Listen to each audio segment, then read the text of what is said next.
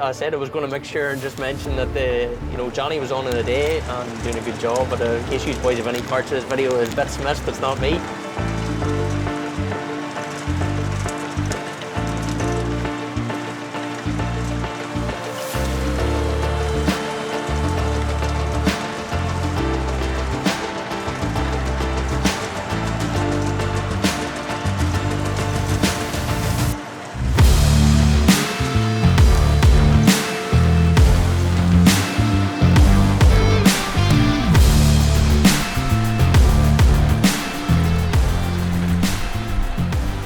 Donnelly is my name. We're based here between Coke and Arboe.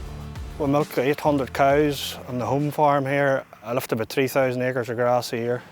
I suppose 2003 when I started lifting grass first, I suppose that's 22 years now. We were working with a neighbour and it was just taking too long. It was a trail harvester we were using, and you went from doing 40 acres a day to over 100 acres a day. Well, I got more efficient with putting in our own silage, and then I had more time to cut grass up. And I bought bigger machinery, and that's why I've always bought bigger rakes. And a bigger rakes, you want less ground compaction, drive around the field less time. Like if you go around that big rake there, you'll have half your field away in the first 2 laps nearly. This is my first Krone rake, and it's how versatile it is. Yes, I did look at other rakes, but I just thought the Krone was stronger built and more versatile. I got it from Craig McCullough farm machinery. Whenever I'm buying anything, it needs to be that you can phone the man, he'll answer the phone, and you've good backup. Well, it's usually on a 516 Fent, it's about 160 horse, but it doesn't need to be as big. Today it's on a 6250R, which is a bit of an overkill. I'm Michael's cousin, been sort of around the farm since I was a toddler. Massive interest in it, went down the line of teaching. So I kind of try and help out as much as I can with Paddy and Michael. Love coming up here, love the work, love the machinery. I found myself there probably the last 5 or 6 years doing the raking here.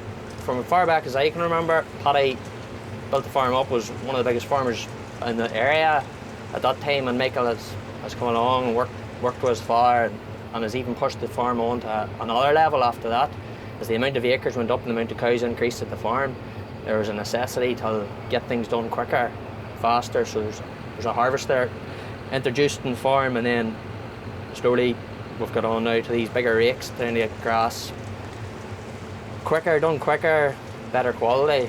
With the 1570 here, one of the big things that the boys have mentioned and that I see whenever I'm using it is these 2 idle wheels. So she is not sloppy at all whenever you're using her. She's not coming down with a bang. That's going to protect your tines on it. It's nicer to use. It is daunting whenever she landed on the farm that first evening. We were thinking, what way are we going to get on with this? But she's been 100%. Yeah, so you can adjust the working width of your rake from the cab. She's maximum out there is about 1570, which is nearly 16 metres. And you can bring that right in. If we'd have been in the odd tractor of the day, the 516, it had all been run through Isabus and onto the joystick, which is, dead simple to use, very, very user-friendly, and, you're coming in there in this field and you're coming into like an awkward headland there.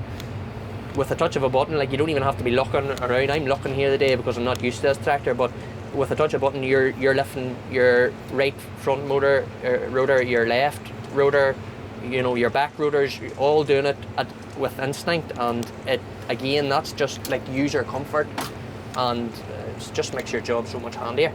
We've set up this tractor with 2 screens, so your GPS there is down at the window, and it's dead handy for using whatever other implements you might have on it. We've got this screen totally focused on the rake, the day, and we've got all our options here across the top. Another thing that maybe we haven't just mentioned yet is that if we are in reseeding or something like that there and we need to adjust the depth of our rotors, that can all be done here from this screen as well. There's no getting out like with the previous rake and having to wind her up and wind her down, something which actually, for a 4-year-old rake that we traded in, wasn't going that well at the end. Here you're doing it all through your screen. You can see exactly the depth that you're going to, and actually we have set up a pre-saved measurement in here which if we go into reseeding there now, I can go in and select that, and the rotors will all lift up, and it means that you're not raking stones into your swathe, and you're saving your blades, you're saving the harvester. I never even thought that, the likes of this rake would be something that would be here.